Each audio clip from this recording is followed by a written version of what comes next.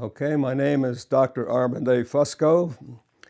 I'm a retired school superintendent, and I've been a resident of Guilford for 36 years. We're doing a presentation tonight on safe schools, and of course it's based on a book I've just published. Does your child attend a safe school? The answer is no. It's a manual for parents and policymakers.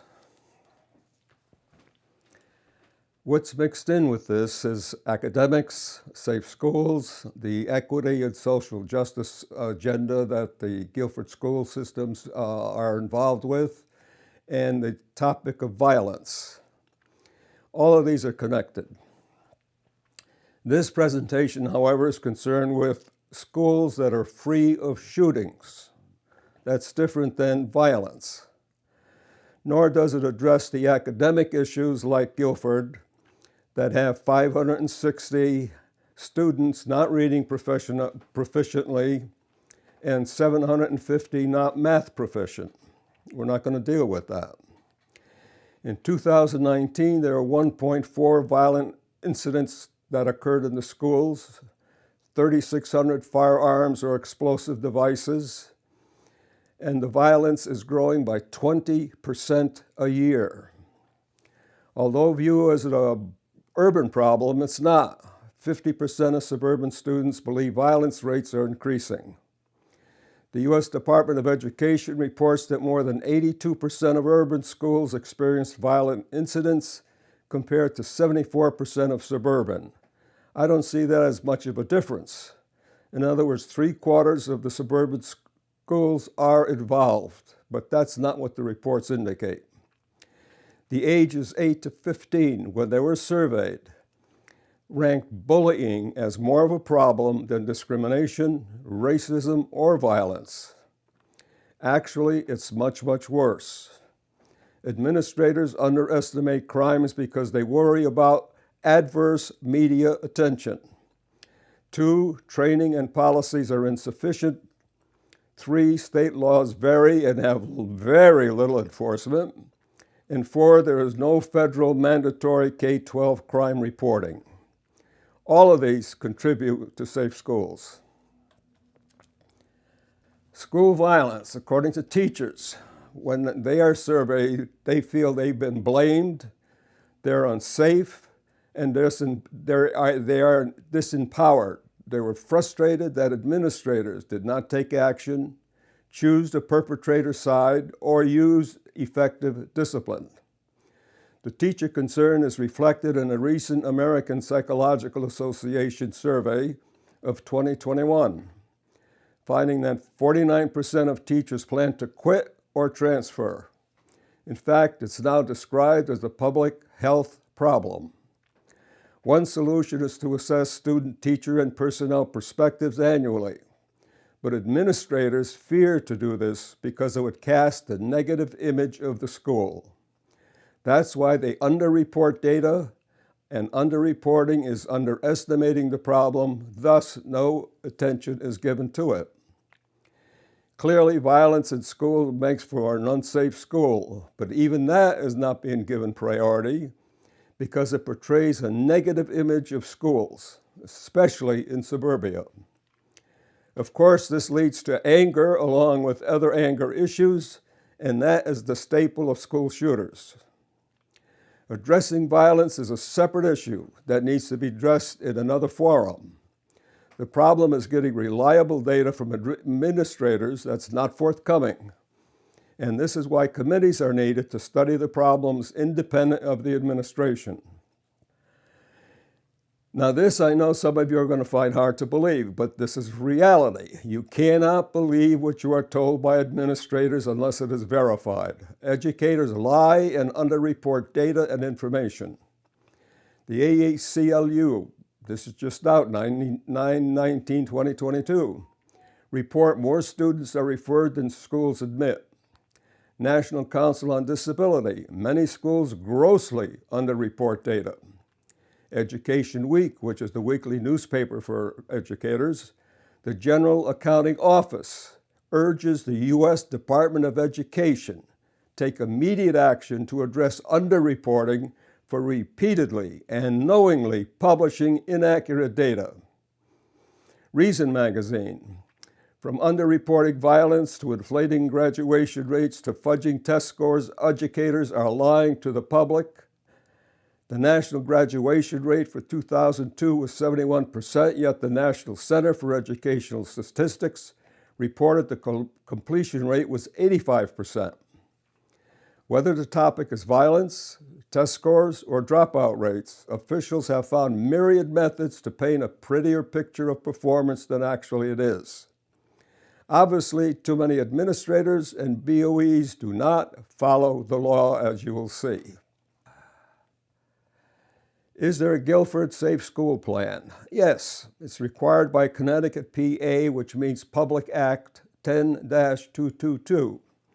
It was developed in 2011, consists of 49 pages, but it was only done by administrators. There were no teachers, no students, no parents were involved. Even law enforcement was not involved.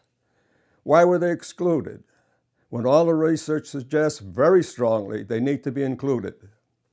After 11 years of required annual reviews to update the plan, not a single change has been made, even with 24 reviews. And it does not even require a threat assessment system for warning signs. These are the various laws. I'm not going to go through them all, but these are the various laws that involve the problem of safe schools. So you could see it's very complicated. What is considered a safe school? According to the U.S. Department of Education report, Safeguarding Our Children, an Action Guide, a safe school will have three major components: a school-wide foundation for the success of all students. Don't ask me how that protects you from a shooter. A system to ID students with acute behavior problems, and when they do, they ignore it. A system of intervention and therapies for at-risk students, very much needed. Another source, learning occurs best in a warm, inviting, and orderly setting where drugs or violence are not allowed, but indoctrination is allowed. Principals accept that the first responsibility is to foster such a climate, and the public continues to confirm that priority. The National Association of School Principals, all students have a right to attend schools without fear of violence. All beautiful words. Where's the action? Here's the public perception. It's right up to date, 9/2/2022. 76% of American adults, not parents, but adults, worried about the possibility of mass shootings. That is a huge number, including 44% who are very worried. And now there's more support for arming teachers to defend their classrooms. Another report in 2019 asked about the safety of schools, their ability to handle active shooting incidents, and what's to blame for shootings. Most parents don't have a lot of confidence in the ability of schools to handle an active shooter situation. Even procedures to deter such a threat are seen ineffective. Most Americans see schools as less safe than they were 20 years ago. With all of the additions that have been provided to harden schools, more information that's been developed, they see it as worse than it was when it started. You figure that one out. They blame bullying, the availability of guns, and the internet for school shootings. They are not the cause, as I will show you. Most Americans say school safety has deteriorated over the past 20 years. Isn't that a shame? In other words, what's a safe school? Are most adults concerned about? A safe school is one that's free from a shooting event. It's that simple, nothing complicated. Why should you be concerned? If you're a parent, unsafe school means your child's at risk. If you're a staff member, it means you are put at risk. If a student, it means you are most at risk. What's the risk? If you live in Guilford, you too can be put at risk from a shooter or a shooting from intended or unintended consequences, such as a ricochet bullet or a loss of a loved one, or friend, such as a first responder or a member of the community. Plus, everyone should be concerned that schools are not as safe as they could and should be, because that's where children spend a third of their day. In other words, everyone has a risk involved. Has everything that can be done been done for a safer school? Not in Guilford, to make staff and students feel free. Let's look at the evidence. Wrong causes are identified.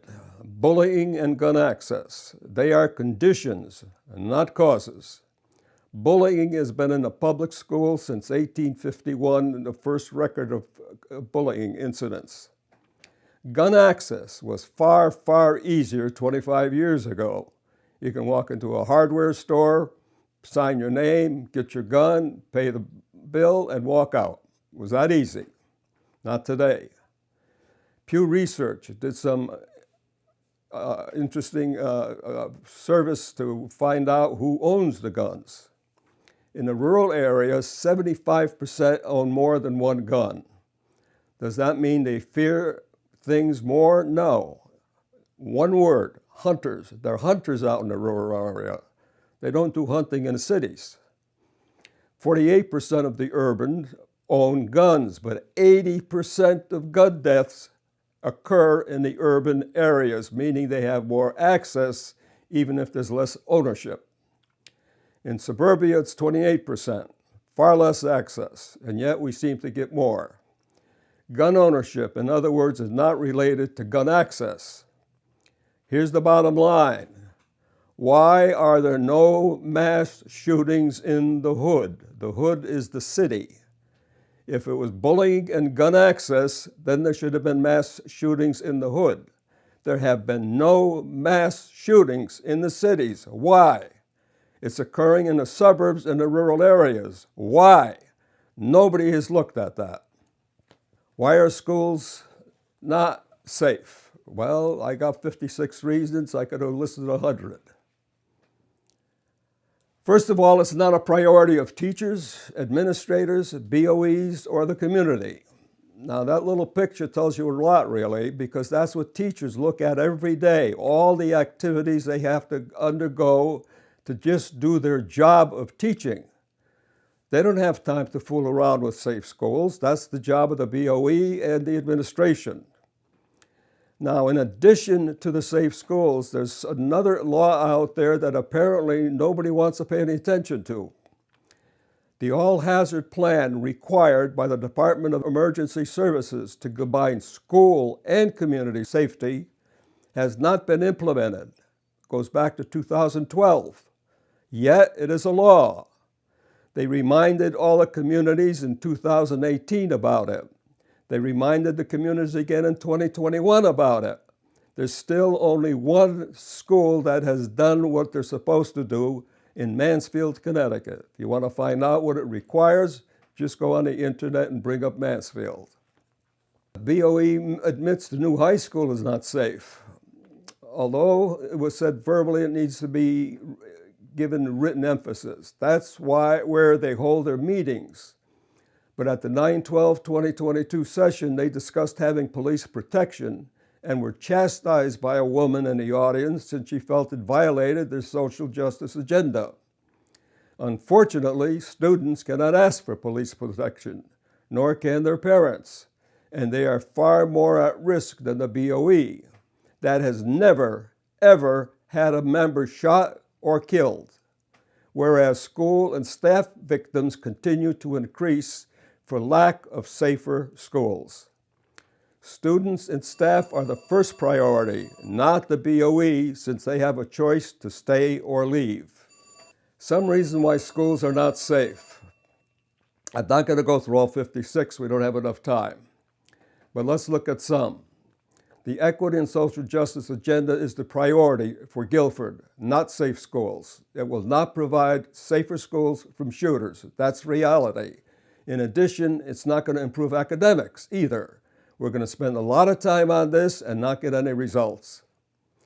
There's no required threat assessment for warning signs. Every shooter in every shooting situation have provided warning signs. Every one was ignored. In 367 shootings, every warning sign was ignored by administrators. And we got one here in Guilford under the same circumstances, as we will see. There's no audit of plans to determine compliance. No consequences for failing to follow laws and policies. No standards for what is considered a safe school. A false sense of security. 60% of students believe their school has an illusion of safety, which results in a sense of security called complacency. No school in the United States of America has been built that is designed to isolate and disable a shooter on site. For all practical purposes, required training is non-existent, even though it's required. No one has been trained to develop a safe school plan and what it should contain. So we have as many plans as there are districts. Surveys indicate administrators feel their plan is adequate, but in contrast, parents, staff, and students feel otherwise. They have to say it's adequate. They can't say it's inadequate. It'll make them look stupid. There is no all-hazard plan as required by law. Annual plan is not articulated effectively to staff, students, and parents. That's supposed to be done annually. I don't know if it's been done once. BOE has shown no interest in safe school, concentrating instead on ESJE agenda. Required drills are not analyzed. We're not even sure that they've all been done as required. But even if they're done, they're not followed up with the necessary follow-up information. It's hard to believe that administrators lie, but they have to protect their image. That's their first priority. Protect the image of the school at all costs, no matter what you have to do so. There's no political will. The absence of safe schools on political platforms are impossible to find. Media malaise, not reporting the real issues because they don't know how to do it. So I can continue on and on with that, but we don't have time. But let me just go to the handbooks. It's also supposed to be put, number 23, in student handbooks. How are they going to put 49 pages of 9.5 and 11 pages in a small student handbook? It's impossible. So it's included in name only, and they don't really introduce the agenda to the students as they should, like in an auditorium program. There's no provision, none, to deal with a shooter on campus. There's a difference between on-site and being on campus. Half of those shootings occur on campus, not on-site. Best practices are not employed. There's no provision for warning signs. Teachers did not participate in the plan. Students didn't participate. Parents did not participate. BOE members did not participate. Only administrators who were not trained to do it. The 2019 change in the bullying definition has still not been incorporated into the plan. Nothing changes that plan from the original development. No evidence has complied with the law requiring submission of training materials used by administrators to the Connecticut State Department of Education. The plan does not reflect the 2021 modification of the membership of the Climate Committee, which is Public Act 21-95. No evidence that all employees receive annual training to identify, intervene, and prevent bullying and suicide. That's under PA 10-222, Section D and J.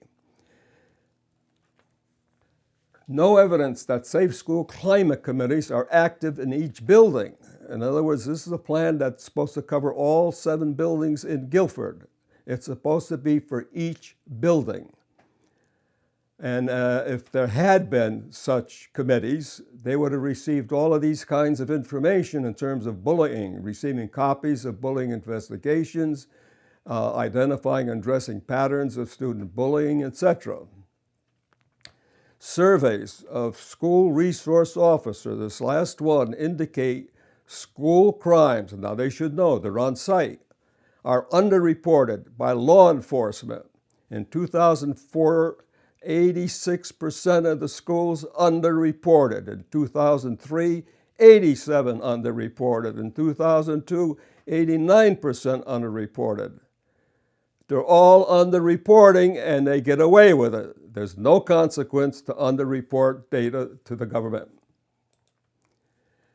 The BOE newsletter of 2022 makes no mention of safe school, particularly since the Uvalde shooting tragedy, suggesting it has no priority.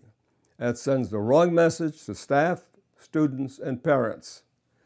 With such a passionate commitment to DEI, diversity, equity, and inclusion, it also seems strange that Guilford hasn't provided any choice seats that would provide a safe environment for minorities from city schools. Yet a recent Hartford Courant article illustrated the success such students had by enrolling in choice schools in Connecticut. But obviously, Guilford doesn't seem interested in participating in helping these students from the cities. You figure that one out, because I can't.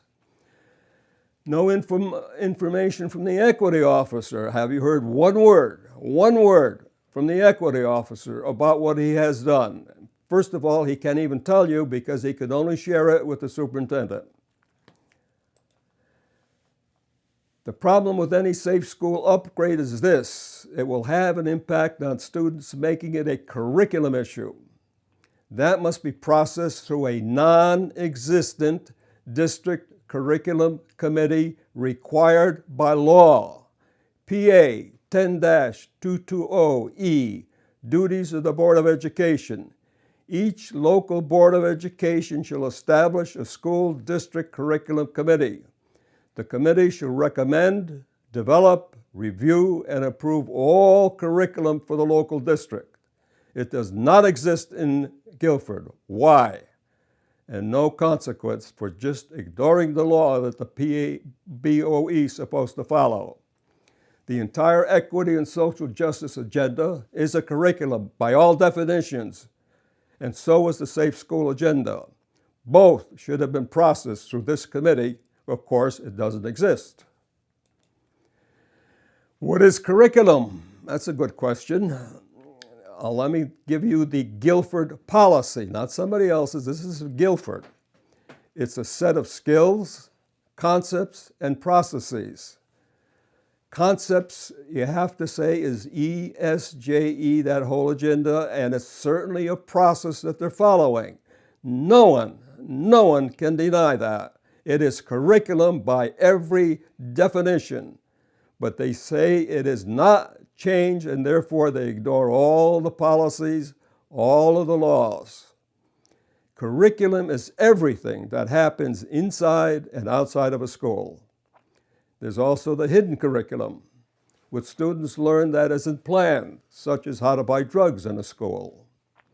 The BOE curriculum policy requires, among others, two critical pieces of information. A student needs assessment has to be made among the students. From that, you develop learning objectives, or what outcomes do you expect from a new program to address those needs. No needs assessment has been conducted for students involved with ESJA, and no learning outcomes have been developed based on a needs assessment. Without that, there's no way to have accountability or evaluate whether the agenda is even successful. Now, for those parents who are concerned about bullying, there is a document put out by the Department of Education called Bullying and Harassment in Connecticut, a guide for parents. It consists of 23 pages, and it has these contents. So you can get those as a free download. It tells you everything you need to know about bullying. There were some changes in the law in 2021, but apparently nobody reads them in education. Bullying is prohibited. Isn't that nice? You are prohibited from being a bully. 25% of schools have bullying. That's been history. And it's included on school grounds, at school-related activities, functions, programs, on and off school grounds, outside of the school setting if the bullying creates a hostile environment, and that comes under another public act. Under PA 19166, change the word or phrase school climate. That's the climate that the students operated in any school. What's that climate like, that environment that they work in? To mean the quality, now you figure out how you're going to put this into some kind of program. The quality and character of school life based on patterns of students, parents, and employees' experiences of school life, including norms, goals, values, interpersonal relationships, teaching and learning practices, and organizational structures. How in heaven's name do you put all of that where everyone could agree on what that consists of? Impossible. The legislature passed a new law that modifies the membership of the Safe Schools Climate Committee that each school must have. That's on the PA 2195. The law also requires certified and non-certified employees working in public schools to receive annual training in how to identify, intervene, and prevent bullying and suicide among students. Those are the acts involved, 10-22D, K, and J. No evidence it has been done. They ignore it all without consequences. Now here's the consequences that should be employed. Negligence is the first one. Careless in not fulfilling their responsibility. That's a simple one. Malfeasance, wrongdoing, especially by a public official. Nonfeasance, the failure to act that results in injury or harm to a person. That should be part of the lawsuit that they are pursuing. That's really nonfeasance. Or damage to property, failure to perform their duty as required of their position. As I pointed out, they've ignored all of these particular laws. No one holds them responsibility except one. Just one, as we're going to see. Sandy Hook is showing a very bloody video. A lot of people object to it, but they're trying to get the message out that you got to start doing something. Warning signs that went unseen and unheeded. In every single case, there was a warning sign. Parents now resort to buying bulletproof backpacks. I didn't even know they existed. School security has grown into a $2.7 billion market, not including the school resource officers or armed guards. It's a big business today. Now this is an interesting one. J.T. Lewis, who lost his young brother in Sandy Hook, is a Republican that was running for state senate in Connecticut on a platform of school safety. As long as national politicians are going to be bickering over the issue of gun control and not accomplishing anything, we have to take measures ourselves. What happened? He lost. So I guess when you run on an issue of school safety, the parents don't vote you in. You figured that one out, because I can't. We know the next school mass murder is already out there. This was said in 2019, and here we are with Uvalde. Warning signs go unheeded by administrators, and they're not held accountable. They're not held accountable. Now, what happened in Uvalde? The district had a robust set of security strategies, active shooter drills, behavioral threat assessments, school-based law enforcement personnel, requirements that classroom doors be locked. Having these strategies in place did not prevent the nightmare. Why? Because what's in print doesn't mean it gets done. That's why it has to be monitored daily, not weekly, not monthly, daily. The country has a problem with gun violence. I think we have a problem with educators who cannot follow the laws. Now, there was an article by, there's a website called 74. They analyzed the shootings saying they're all too common. Well, they are all too common. But these five authors, what did they know about school shootings?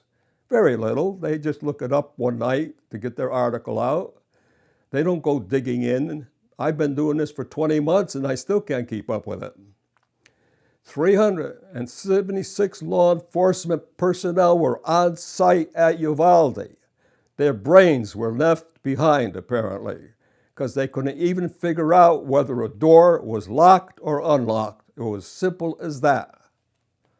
ABC News. Uvalde's shooters exhibited almost every warning sign. Rob didn't prepare for an armed intruder on campus. No policy that I've seen or planned does. My particular approach is going to solve that if people follow it. The shooter exhibited many warning signs years, months, and days before the shooting, and he legally purchased the assault rifle. Unsaid was that the threat assessment was not used in spite of the warnings. Now let's get to bullying definitions.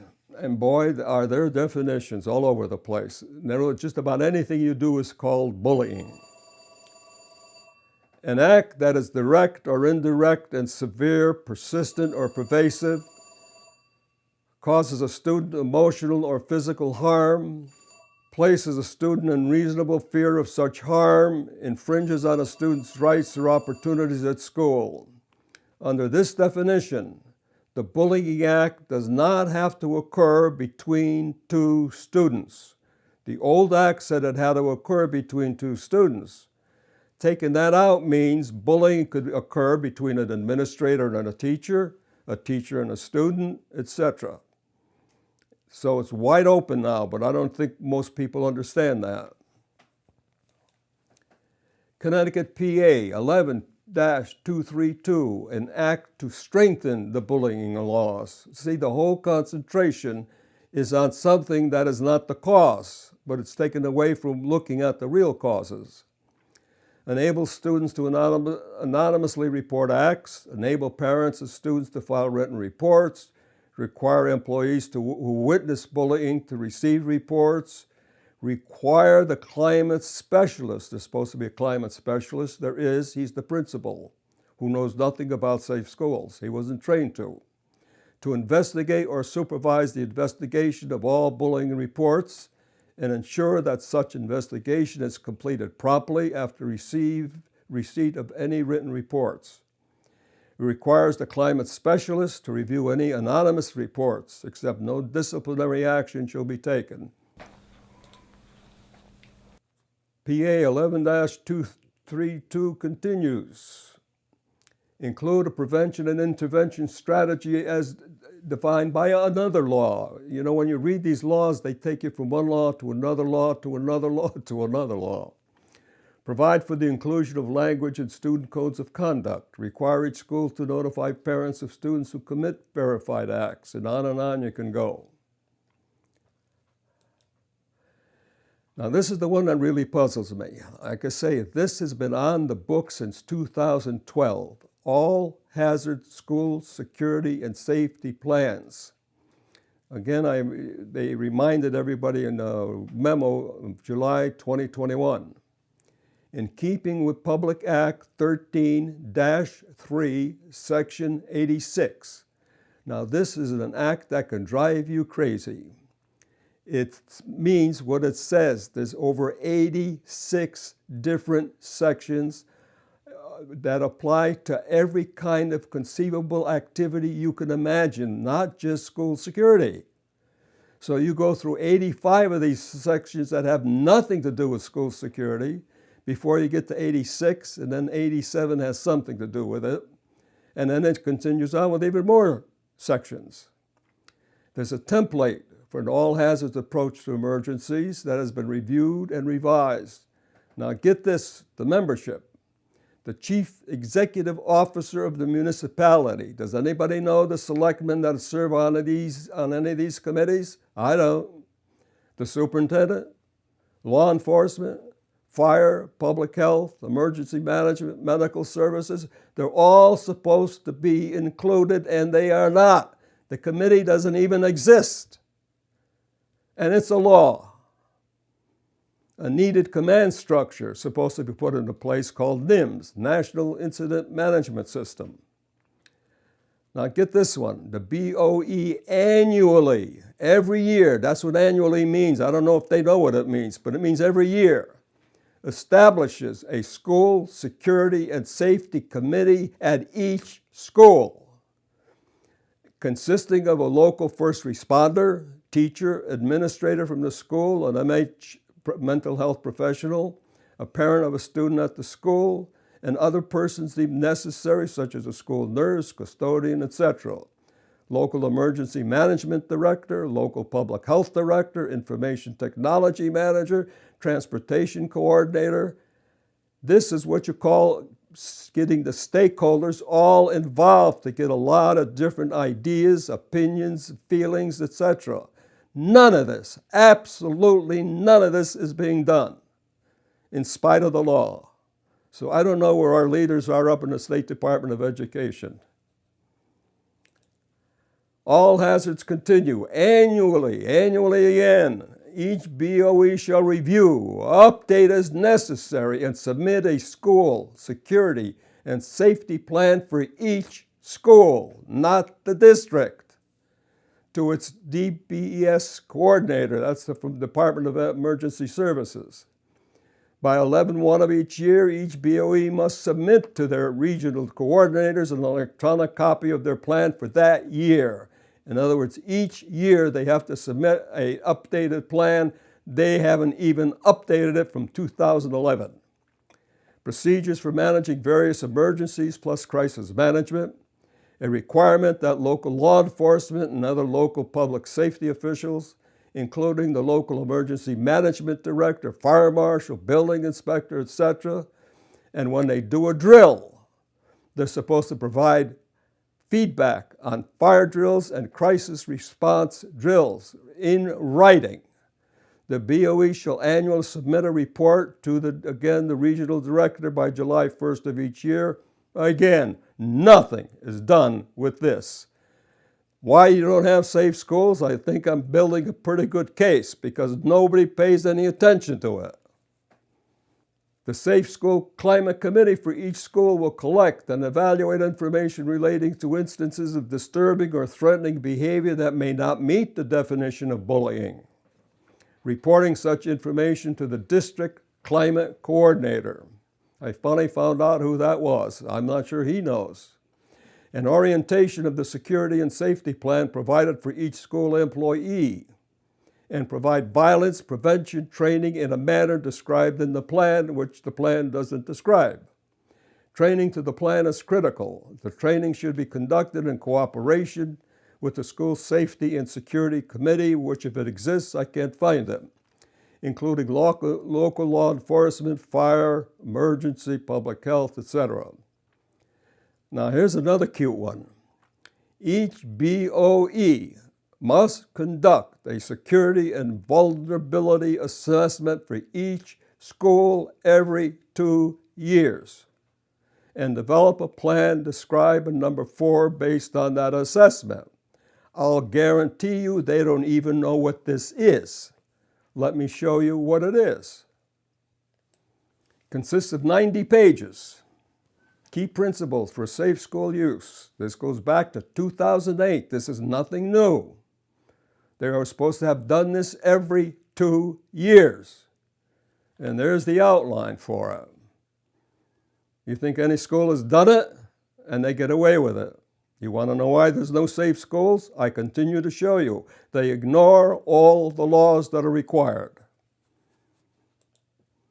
All hazards continue. A requirement that each school construct. Now this is a beautiful example of what they should do.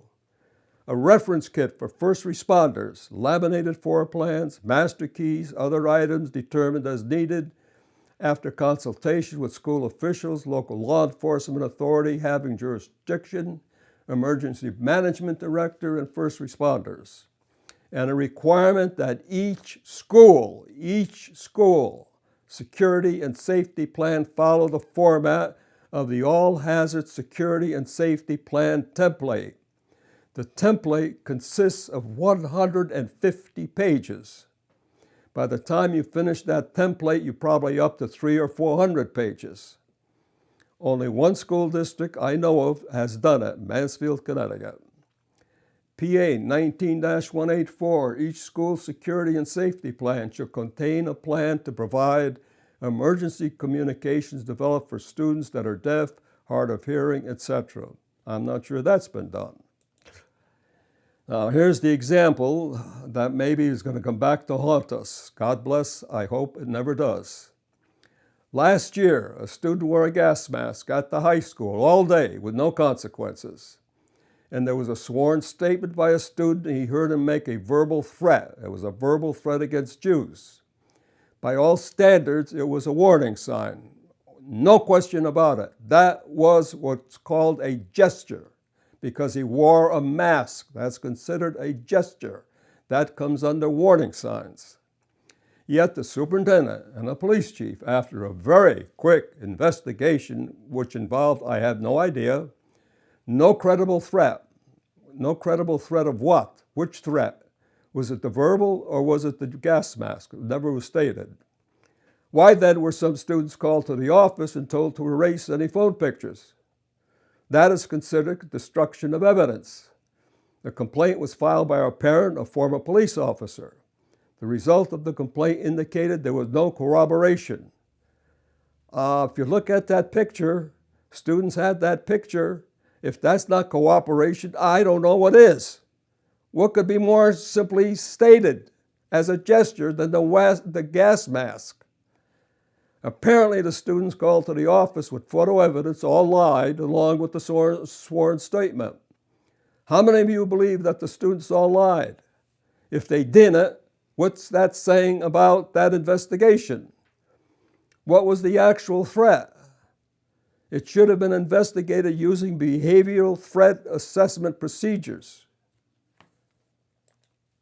Is there a model for it? Absolutely. The best model you can get from the United States Secret Service. They've been doing it ever since the presidents were involved in our country. It goes way back to 1998. They were the first ones to really pick up on it. They developed an entire department for K-12 threat assessments and developed a lot of different materials for schools to follow, and I guarantee you most schools don't even know it exists.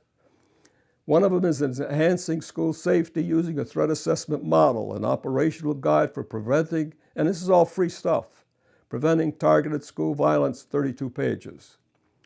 Now notice what they say, teams, not an individual or a couple. Teams should include a variety of disciplines, teachers, guidance counselors, coaches, SROs, mental health professionals, and school administrators. No such teams exist in Guilford. They don't like teams. Team receives reports about concerning students and situations, gather additional information, assess risk to ensure varying viewpoints. That's why you have committees, to give varying viewpoints. The team needs a designated leader, that's the district climate coordinator. Teams should establish protocols and procedures. Teams meet whenever a situation is brought to their attention. Now, continuing with the U.S. Secret Service, they have a threat assessment and school manual to guide managing threatening situations and to create safe school climates. Threat assessment inquiry and threat assessment and investigation differ. The threat assessment initiated and conducted and controlled by the school threat assessment team, which does not exist, and then referred for threat assessment investigation conducted and controlled by law enforcement, and they have not been trained on how to do that either. This is really a comedy of errors. Protecting American Schools is another source. U.S. Secret Service analysis of targeted school violence for 68 pages. None of this was done for the gas mask incident. Why not? The resources that exist are beyond imagination. They come from all different sources. This is one of them from Sandy Hook, of all places. They should know. They've been through it. They issue a report from 2018, 19, 20, 21, and 22, describing the state of school reports. Why hasn't it been used in Guilford? They've been doing training. They've included 4,000 schools, but of course they're too close to us, so we ignore them, I guess. They may know too much. The campus safety website, beyond threat assessment, managing threats with appropriate follow-up, monitoring, and training. K-12 threat assessment from Virginia, a prevention overview for staff, parents, community members, and a K-12 threat assessment in Virginia school. Excellent, excellent materials. Template.net has free threat assessment templates for use by schools. All of this stuff is free. It doesn't cost anything. Florida requires the Office of Safe Schools. They have an Office of Safe Schools, not in Connecticut. Develop a standardized statewide behavioral threat assessment instrument for use by all public schools, which addresses early identification, evaluation, early intervention, and student support. Why is that so difficult to do? I don't know. Now, there are 4 common characteristics of shooters. 1, early childhood trauma, exposure to violence, parental suicide, physical or sexual abuse, neglect, domestic violence, etc. The trauma was often a precursor to mental health concerns. Anger was always the staple of every shooter, and it's usually over a recent event resulting in feelings of suicide. Nearly every mass shooter had a specific, identifiable point of crisis in the weeks or the months before the shooting, becoming angry and despondent prior to the attack. In 80% of the cases, school shooters communicated to other people they were in a crisis and, again, ignored. Being inspired by other school shooters, they have studied and may admire other school shooters. Shootings are socially contagious, and in some cases, media coverage of an incident can provide a blueprint for potential future shooters. Having the means to carry out an attack, to carry out a shooting, students need access. 80% obtained the weapons from their own family. That was a Reader's Digest report in 2022.